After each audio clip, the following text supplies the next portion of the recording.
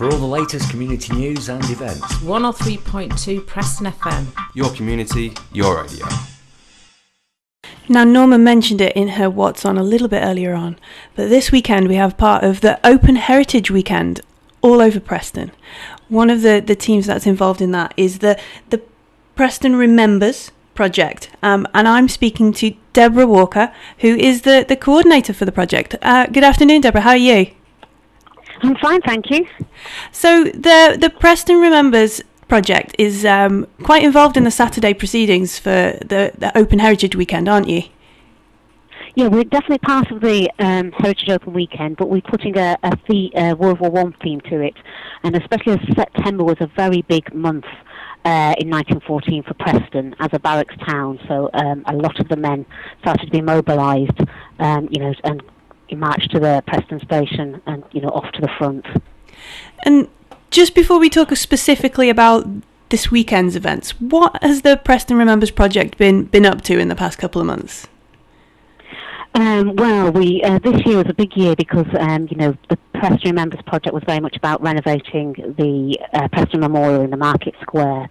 So we rededicated the memorial. So that was adding another inscription onto it about remembering soldiers since 1945, because that was the only inscription that wasn't on there. Then we've been doing lots of community projects with young people, and we've been really working on our Preston Memorials Challenge volunteer project. So they're going around looking after and auditing and researching all the many memorials in the town, which is over 100 they've found so far. Really, 100 memorials to all over. Yeah, which can be of all shapes and sizes. They can be in hospitals and churches like Rolls of Honour, or they can be actually, you can have a memorial park. At Lancashire Inventory Museum in the barracks at Forward, they have an organ that was, was paid for as a memorial to the men who died from the regiment. So really, memorials are as wide and varied as the men who served.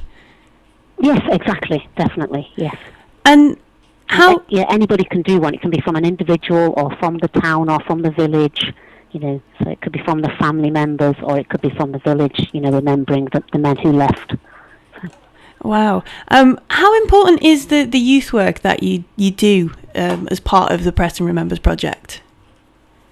We began with the youth work in 2013 because we worked with Preston Vocational Centre, and some of the young people from there actually helped with the renovation. So they worked with the contractor and actually worked on the memorial itself. But we've worked with Preston CSD because they had lots of kind of music and editing, so they produced songs for us. They've done a Tumblr site, Preston Remembers Tumblr sites, so they've gone to all the libraries, the museums, and looked at the collections and done their own research and produced their own magazines. And they're really looking at kind of respect and remembrance and how important the memorials are today for them, just as much as they were 100 years ago.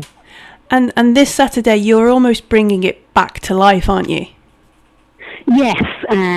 Well, certainly with the Hussars, the cavalry, and they've got a couple of horses coming down because obviously at the beginning of the war, that first few years of the war, it was very much as wars had been fought before. So with cavalry horses, and then obviously they went on to the trench system. So we've got Lancashire Hussars coming. And it's something for every member of the family. So we've got storytelling. We've got a storyteller coming who's looking at how children had to just continually say goodbye to, members of their family, from their brothers, uncles, fathers. So he's looking at that, and they can make like dolly peg soldiers. And then we've got other things in the square. We've got a Leyland band, because one of the things we found out we've got photographs of is when the men were marching from Preston, there was like farewell bands, brass bands who would, like we could do marching songs. And at the beginning of the war, they were very kind of upbeat, because it was like going to be an adventure and they're going to be back for Christmas. So, and we've got amazing photographs. There's an exhibition that we're putting up, and that will be open this weekend at the Harris on the Stairs. So you're looking at these amazing photographs of thousands of men in the square getting ready to be marched off. Wow. So it really is like almost taking us back and Yes. just that Yes. sort of feeling of what it was to be part of such a, I guess, it was a world-changing moment, even just here in Preston.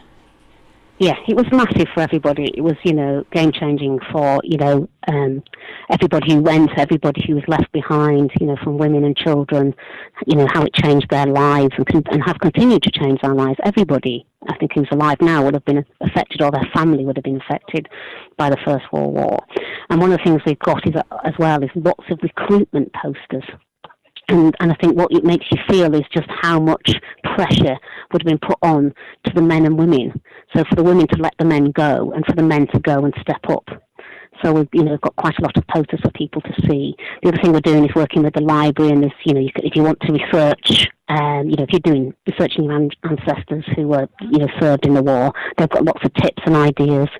And we've got a chap with a PC, Nick Mattock, who we've been working with, because he just kind of was transferred to the police station in Preston, saw that there was a memorial, got intrigued, started to research it, and he just hasn't stopped. So, he's kind of here on Saturday to say how he's done things, to give people ideas of what they can do. So we've got lots of things going on. I was taking the staff last week to Roger Goody from Lancashire Infantry Museum. He was telling us literally it is almost like 6 degrees of separation in Lancashire. We're such a tight-knit community that everybody is touched by the events of the day, if you will. Yeah, and for the whole of the 4 years, and as the different battles went on, and on the Lancashire regiments were in specific battles and lost hundreds of men in battles of the Somme, and we still are a military town, so it is. Yes, I agree with Roger, definitely. So, what time do the events start on Saturday? Well, we start from 10:30 and go all the way to 3:30, and everything's free and everybody's welcome. There's only one thing you really need to book, which is we've got some walking tours with Emma Heffelwood, the curator of the Harris, and John Garlington, the local historian, who's kind of taking people from the memorial and looking at the role of honour in the Harris and then onto the Minster. And so is there somewhere some people can go and just have a check and see what's happening? Is it on the Preston Council website? It's on the Preston Remembers website.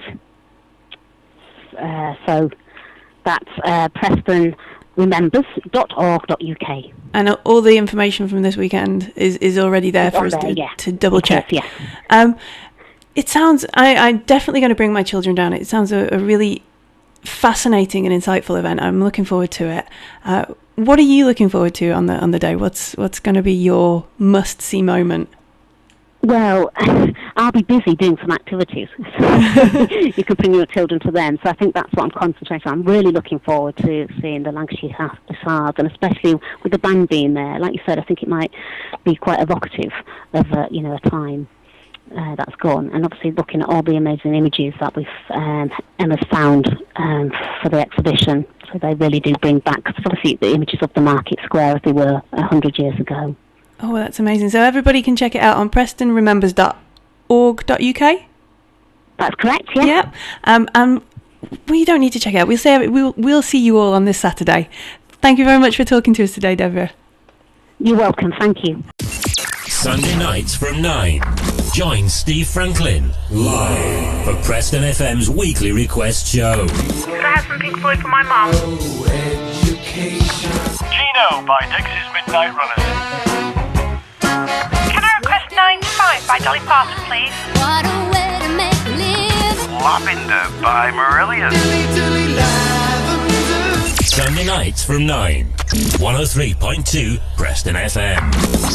The weekend stops here.